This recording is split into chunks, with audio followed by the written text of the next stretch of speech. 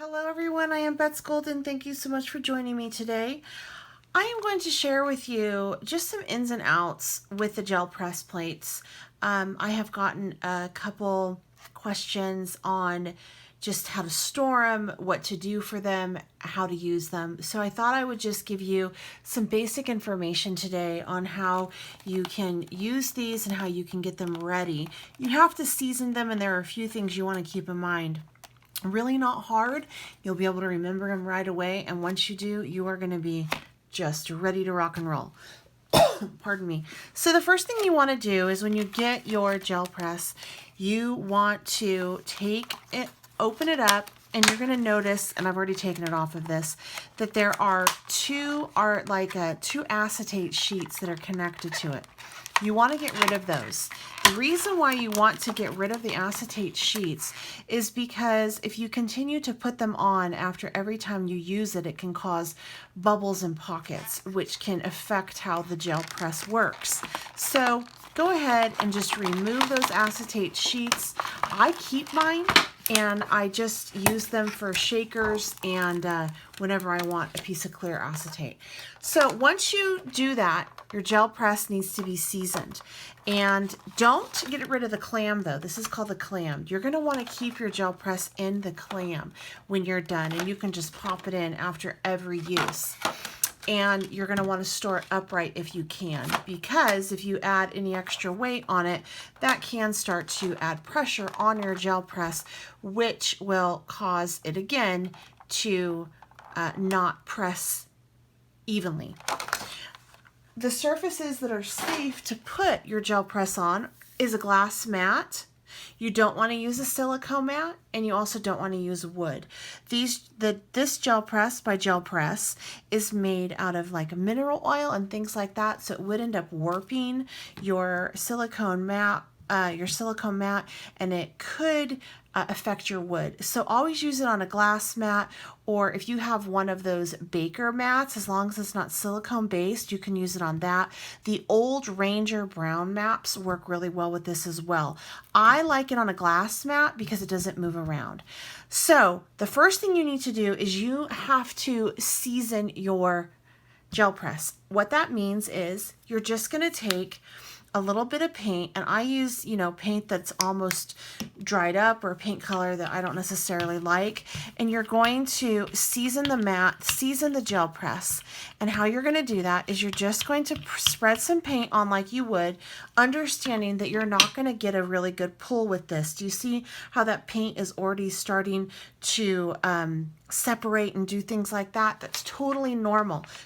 You have to just season the plate. And what that means is you're going to lay down a piece of cheap paper. If you have junk mail, do it with the junk mail, okay? This isn't something you're going to want to keep. To see the press, now you might like that. You might be able to use that. So you're going to go ahead and you're just going to lay out a couple, and that's way too much paint, just so you know. In fact, that's way too much paint. You're going to lay out a few times, probably more than a couple, but you're going to lay out some paint with a brayer several times until it starts to pick up more evenly and it doesn't do that weird separating on the gel. Okay, so you got to season it up a little bit here. So that was the first one. We're going to go ahead, do the second pull here. All right. That's getting a little better, right?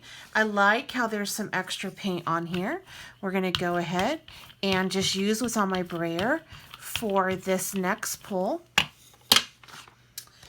I'm going to use the back side of it this time.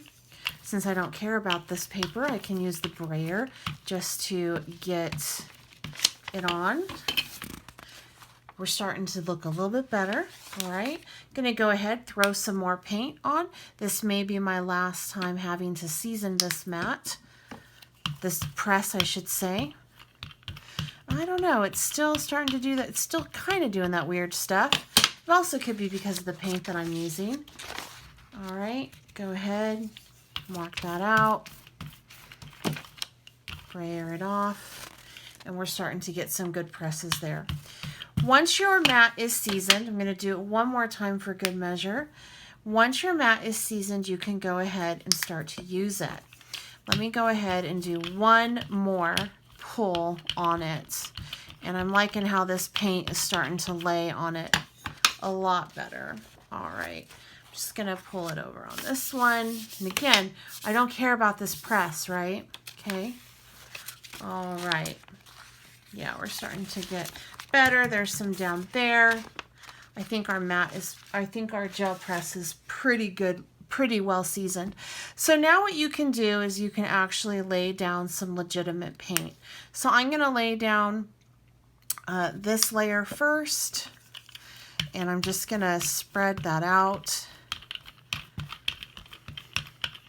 And you can put a stencil down, or Gel Press has these really great marking tools, so you can go ahead and put some marks down on it like so, and you can let it actually dry on the Gel Press plate. Depending on what kind of environment you live in, that might take a minute or two. So I'm going to talk to you a little bit as this kind of sets up, because I do want it to dry. I actually want to lay another color on over it and add a little bit more texture. But one of the things that you can use with the gel press plate is you can use found items like the, bubble wrap. That's my favorite thing to use on it. I love what bubble wrap does. I'm going to actually put that on next. Or gel press has these combs for it, and these combs each have a different edge on it. Now what makes these safe is they're silicone based, or not they're just softer kinda, so they're not going to tear your gel press. That's another thing, is you don't want to use glitter on this or anything that has grit to it. That's not something that you're going to want to use on your gel press, because it can tear it. Don't put your X-Acto knife into it. If you try to carve in it, this isn't a self-healing surface, so you're going to ruin your gel press plate. You want to make sure that you use things that will not damage the surface. So don't poke holes in it. I wouldn't take a pencil to it or anything like that. What you can do is something that Cheryl says, she's the on the gel press team, is, you know, you can go to the dollar store, buy one of those dollar scrapers that you use when you cook, and you can actually cut your own designs out of that and use that. It's safe because it has, you know, a flexible, nice end on it. Something else that you can use as far as mediums go: alcohol inks, paints. I like acrylics better. These are actually a water-based paint that I'm using right now. That's not my very favorite to use on it, but it works. But you can use water colors on water, like these water-soluble paints. Acrylics are my favorite paint to use. I also have used Glimmer Mist on them, as well as alcohol inks on them, gelato scribble sticks. You can use ink pads. I've used Tim Holtz Distress inks on them, Distress oxides on them. I've used StazOn ink on them, Memento ink pads. So pretty much anything you want to throw at this, you really could. It's almost dry. And you know what? If you accidentally mess it up, it's two sides. Just flip it over and use the other side. Okay, so, you know, it is two-sided, so keep that in mind. Okay, I'm going to go ahead and lay out some of this, which is Blue Hawaiian, and then we're going to do our pull. So I'm just going to lay some of this out. I'm going to brayer it out. And I'm actually starting to lift some of that green up. And a lot of that has to do with the fact that the type of paint that I'm using. See, this is a water reactive paint, so naturally it's going to you know, react with any kind of water in which this is wet. So that's why it lifted. On acrylic, it would dry a little bit better on it. So this technique would work better with an acrylic. Okay, so from here, I'm just going to bray over the back. I like braying over the back because I know I'm going to get a good coverage under it. I can clean my brayer, and sometimes the back looks really cool. And then I'm just going to go ahead and lift and get this print. So isn't that really cool? I was able to do a couple different layers and just do one pull. So you know, I challenge you, if you have a gel plate, go ahead and try this technique that I just did with an acrylic paint. Let that first layer dry completely, put on a second layer, add some more texture. You could even do a third layer over that. You're going to want to put your light color on first and then build your color from there. Go to a darker and then a darkest. And then make sure that you do your pull when your paint is wet, and it should come up. Now, let's say that you want to clean your gel press plate. I don't know why you would want to. I like them dirty, but let's say that you want to. All you have to do is you just have to take a little bit of hand sanitizer. This is one way. And just put some down. And then take your fingers and just rub all of this through here like so with your hand sanitizer. All right. And then you're going to take a baby wipe or a paper towel. I like a baby wipe because it's gentle and it is moist.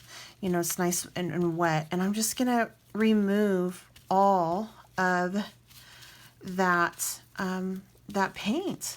And now I can go ahead and put it back into my clam. And that's what the packaging is called, is a clam. I'm going to put this back on in here, and it's ready for next time. And I don't have to season it again. It's already been seasoned, so you only have to do that once. I hope you guys found this beneficial and it was helpful. And if you have any questions, please leave them down below. I will definitely answer them. Make sure you check out Gel Press. I have that link provided as well. It's not an affiliated link, but it really is the best place to get your gel plates and your gel press things.